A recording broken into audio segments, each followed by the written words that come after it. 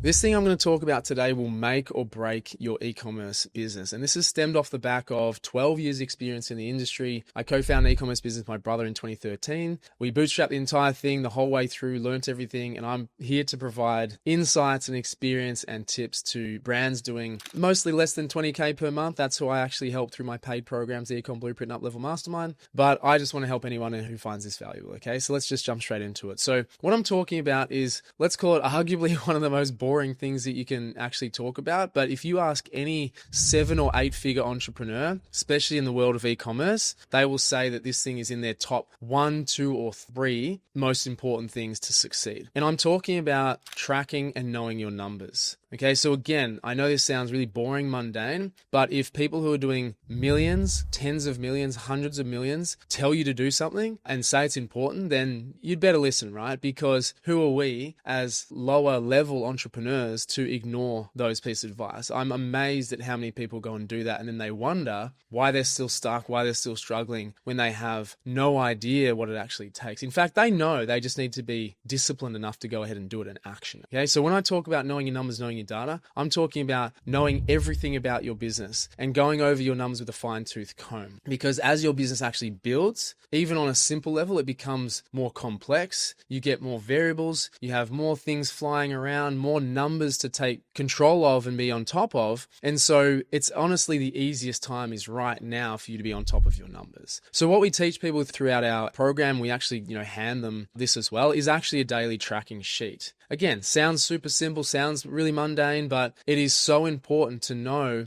what is performing on a daily basis. Not even necessarily like this day, this day, this day. It's like, okay, what happened on average of 7 days? What happened on average 10 days? What happened on average 21 days, 30 days? To be able to see your numbers and start to identify trends, you can then, one, forecast what's going to happen or what you need to do moving forward, but B, obviously be able to see what retrospectively happened in a good or bad light, right? It's all experience in my opinion. There's no good or bad per se. It's just if something was favorable, unfavorable. Okay, well, why was that the case? Most people will say things are going badly, and I speak to dozens of brand owners a week, about how we can help them and through the program and things like that. And whenever I ask them about their numbers, 95% of people will say they know nothing about their numbers. I'm struggling. Why? I don't know why. Okay. That's why I'm on the call with you. Fair answer. But my point there is to point out, well, we need to know exactly what's going on. You need to know what your conversion rate on site is. You need to know what your click-through rate on your ads are. You need to know how much revenue you're extracting from your emails, what your open and your click rates are. Okay. This stuff is really basic and you should know it. And there's actually not as much you need to know as you might think straight out of the gates. It should not be overwhelming, but the best way to do it is on a daily basis. A mistake is doing it on a monthly basis. A mistake is doing it on a weekly basis. You need to do it daily. The routine, the habit, it will take a couple of minutes to get this information and pop it in a central source. But as I said before,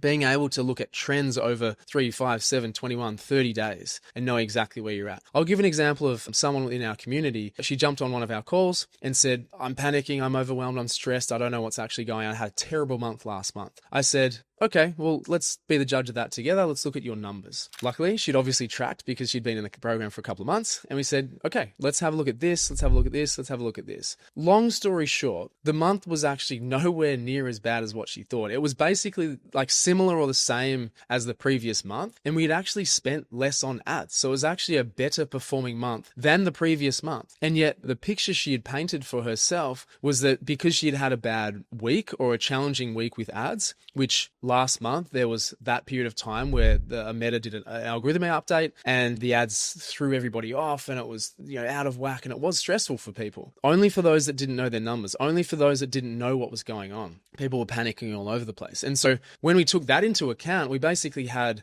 3 weeks out of the month and again, performed neutrally or even better than the previous month, which was a full month. And so when we looked at that, when we actually looked at those numbers, we knew that we didn't need to change anything. We didn't need to make any irrational or rash decisions, quick decisions. We just needed to basically stay the course, follow the plan, okay, and observe the data moving forward, right? So what we said is, okay, cool. this is what happened. Now let's see what happens in the next 5 days, 7 days, 14 days, 30 days, etc. And so being able to look at it in pieces and chunks of data is extremely valuable. Now, of course, when there are issues, where there are challenges, when you can see, okay, yeah, my sales have definitely dropped and I've increased my spend and this happened and this happened, the data will tell you where the deficiency is. So we track the entire funnel. Right? From an ads perspective, I'll just use that as an example because that's very tangible, right? We put dollars in, we expect to get dollars out, sales out. You can look at your ads from the spend to the cost per impression, to how people are receiving those ads and responding to those ads. So the clicks, like link clicks, click-through rates, cost per clicks, right? That's how much it's costing us to advertise, how much it's costing us to drive traffic. Like that cost per click is going to be how much it costs to get someone to your site. On site, then we use the pixel data. Now, we know that there's some discrepancies here. That's part of also the, I guess, nuances and experience with running ads as well. And so knowing what a normal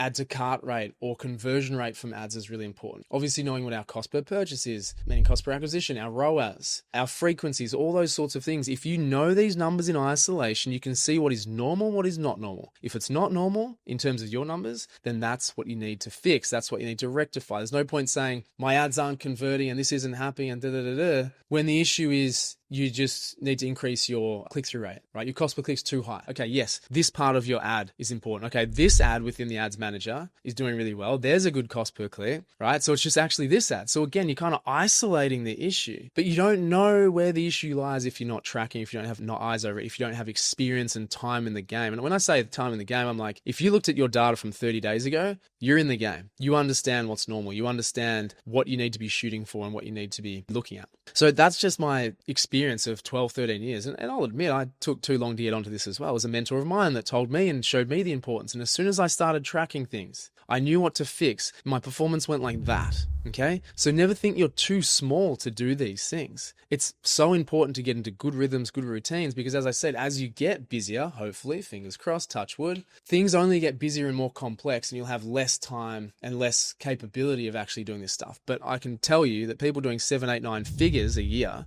are doing these things. And it's more important to see the bigger picture. It's more important to be able to see the trends. All those things become vital to making the next decision and continuing to grow. So if you don't know what the problem is, if you don't know where you're stuck, but you're just stuck and overwhelmed, come back to looking at your numbers and looking at where the potential issues, try and isolate what that looks like. Now, obviously, if you need help with this stuff, that's what we do within our program. You can have a look at the link below and see what we do. But regardless, anyone can do this. It just takes the discipline and knowing what data to obviously track. But I would say start tracking everything and you'll figure out what basically becomes the most important thing or the most important levers over time. Okay? That's my advice for today. I really hope it was valuable for you. If it was, I'd love a like, I'd love a subscribe. This channel, we're talking about everything e-commerce, growing to 7 figures a year. And particularly we help people, under that sort of 20 to 30K a month and help them to scale up beyond that. Mostly it's those people who are solo operators or in partnerships, but all walks of life. So hope this was valuable for you once again. Thanks for watching till the end up to this point, and I'll catch you in the next video. See ya.